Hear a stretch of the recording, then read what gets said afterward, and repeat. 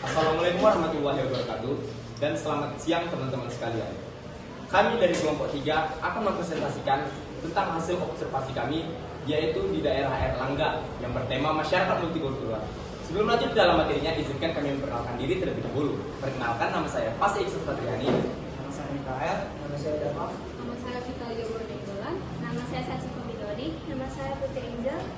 Selanjutnya adalah bab pertama yang akan dijelaskan oleh Angel dan Saci.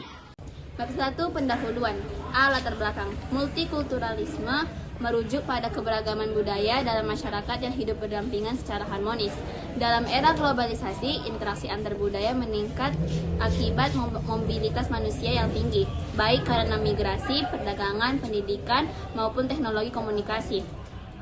Namun juga berpotensi menimbulkan konflik jika tidak kita kelola dengan baik. Indonesia sebagai negara dalam lebih 1.300 suku bangsa merupakan contoh nyata masyarakat multikultural.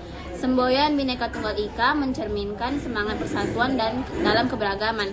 Meskipun masih ada tantangan seperti kesenjangan sosial dan minimnya pemahaman budaya, oleh karena itu, pendidikan multikultural, kebijakan inklusif, dan dialog lintas budaya menjadi solusi penting untuk membangun harmoni dan keadilan dalam keberagaman. Lalu ada juga B. Rumus masalah.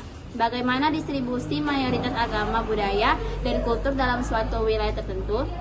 Lalu bagaimana pengaruh kondisi ekonomi terhadap kehidupan sosial di masyarakat multikultural.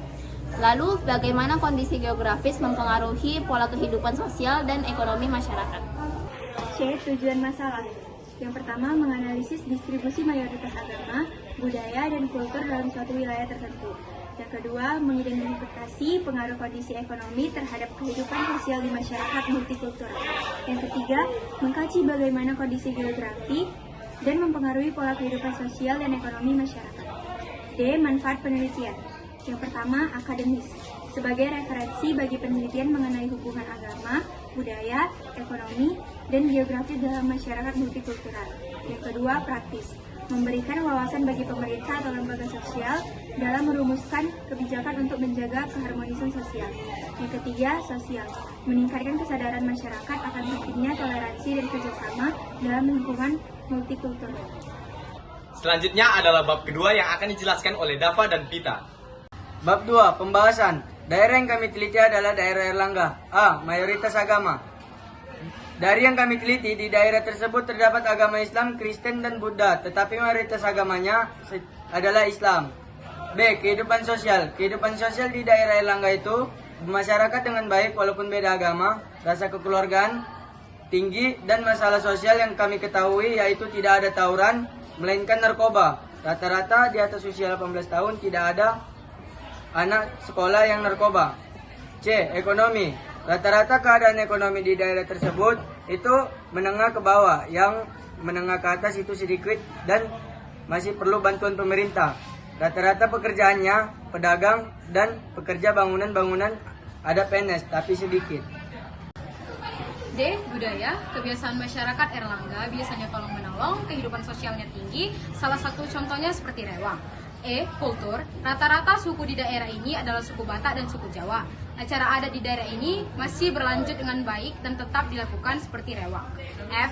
Kondisi geografis. Daerah Erlangga memiliki kondisi geografis yang strategis karena di perkotaan, tapi masih masuk daerah kumuh yang masih perlu bantuan dari pemerintah dan tidak ada lembaga sosial yang dekat dengan daerah Erlangga. Yang terakhir adalah bab ketiga atau kesimpulan yang akan dijelaskan oleh Mikael. Yang selanjutnya bab 3 yaitu kesimpulan. Maka dari itu, kesimpulan dari hasil observasi kami adalah daerah Erlangga ada agama Islam, Kristen, dan Buddha yang mayoritasnya adalah Islam, dengan kehidupan sosial yang baik dan memiliki sikap kekeluargaan yang besar. Ada masalah sosial seperti narkoba yang dilakukan rata-rata orang dewasa di atas umur 18 tahun ke atas, mempunyai ekonomi rata-rata menengah ke bawah dan sebagian kecil menengah ke atas, yang rata-rata pekerjaannya pedagang dan pekerja bangunan, dan sebagian kecil PNS. Mempunyai budaya saling tolong-menolong. Ada suku Batak dan suku Jawa yang acara-acara adatnya masih berlangsung dengan baik dan masih dilakukan hingga sekarang seperti rewang. Memiliki kondisi geografis yang strategis karena di perkotaan, tetapi masih termasuk daerah kumuh yang masih butuh bantuan pemerintah. Tidak ada lembaga sosial yang ada di dekat daerah tersebut.